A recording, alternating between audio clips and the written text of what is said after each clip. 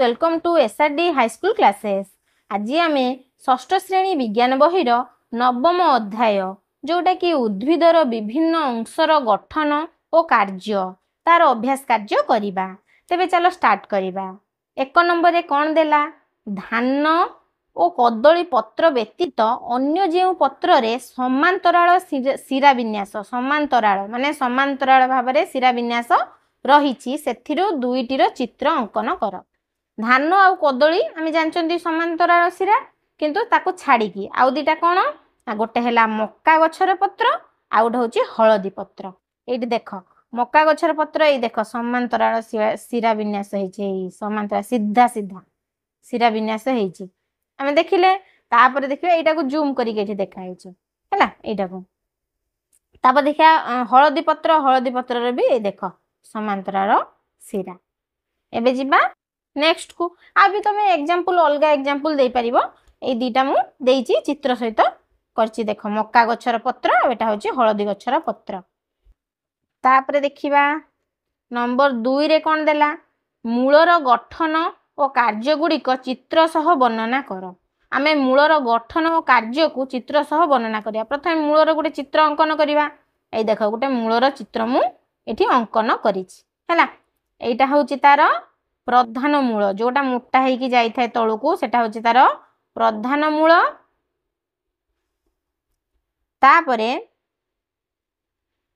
तापरे जो ताठू शाखा बाहरी थाए ए देखो सब शाखा बाहरी एटा हो तार कौन शाखा मूल। एटा हो तार शाखा मूल। शाखारू भी जो बाहरी पुणी शाखा सेटा हो तार प्रशाखा मूल हैला।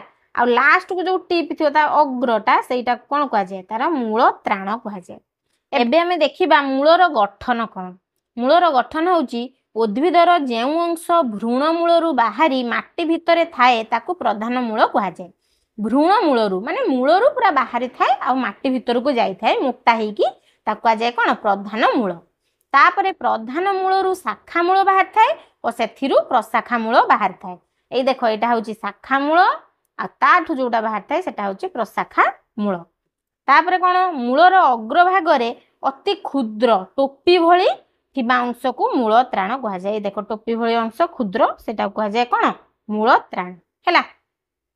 तापरे कौन मूलर कार्य देखिबा। कार्य कौन देला मूल उद्भिद को माटी उपरे दृढ़ भाव में धरी रखे। मूल द्वारा से कौन हुए ना माटी को से जाबुड़ी की धर थाए माटी उपरे गछटा पूरा दृढ़ भाव में रही थाए सेटा मूल ताको सहाय्य करे। सेकेंड रे कौन देला मूल माटी को बांधी रखिबा द्वारा मृत्तिका क्षय भी हुए ना।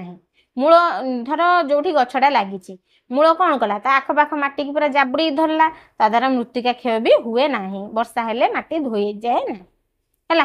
तापर कौन देला एहा माटीरु जल और खनिज लवण शोषण करी उद्भिद को जोगाए जोड़ारे कि से खाद्य प्रस्तुत करे किए उद्भिद। जल और खनिज लवण किए जोगाए मूल उद्भिद को जोगई थाए। तापर देखिबा नेक्स्ट रे कौन देला 3 नंबर कौन देला देखिबा कांड केते प्रकारर एवं एहा उद्भिदर केउ केउ कार्य करि थाए वर्णना कर। कांड केते प्रकारर गठन दृष्टि कांड 2 प्रकारर कौन कौन ना गोटे होची सबल कांड आ गोटे होची दुर्बल कांड। एबे देखिबा सबल कांड माने कौन जोटा माने स्ट्रांग हेकी रहिथिबो गछ जाइथिबो पूरा सीधा हेकी जाइथिबो पूरा माटी ऊपर को स्ट्रांग हेकी रहिथिबो। आ दुर्बल कांड माने कौन एई पूर्वरु आमे जो पढ़िले कलरा गछ बोईताळु गछ से एमिति स्ट्रांग हेकी सीधा हेकी छिड़ा हेई परिबनी से एमिति माटी रे कि कोनोसी गोटे अलगा गछ उपरे बा कोणी उपरे बाउंस उपरे से एमिति लट्टी थाए सेटा कह जाय दुर्बल कांड हैला।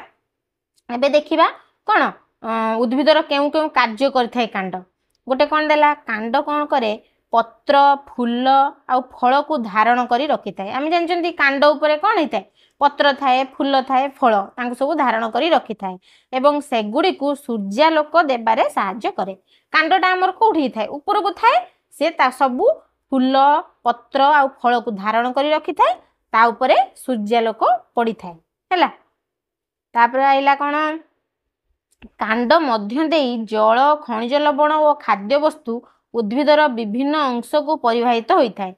या पूर्व आम पढ़िले माटी शोषण करिथाए जल आ खनिज लवण किए मूल मूल शोषण करी क्या दिए कांड को दिए कांड उद्भिदर विभिन्न अंश को परिवाहित होता है कांड द्वारा विभिन्न अंश को से पठे था बुझिपाइल तापर आइला रूपांतरित कांड कांडटा रूपांतरित होइकी किछि किछि जगह खाद्य रूप रे माने फल रूप रही थाए रूपांतरित कांड होता है सेटा खाद्य प्रस्तुति करता आ जल खाद्य संचय करी रही थाए वंश विस्तार गछ को सहायता मध्य प्रदान करि थाए कोडा कांडटा कौन वंश विस्तार केमिति करे कांड माने आमे धर किछि गछ अछि ता डाळ को काटिकी लगे देला बेलू से नुआ गछ सृष्टि होछि से द्वारा से वंश विस्तार करि थाए हैला तापर देखिबा नंबर 4 रे कोन देला दुईटी मौलिक और दुईटी यौगिक पत्रर नाम लेख दुईटा मौलिक और दुईटा यौगिक पत्रर आमे नाम लेखिबा दुईटी मौलिक पत्रर नाम कोन ना गोटे होची आंब पत्र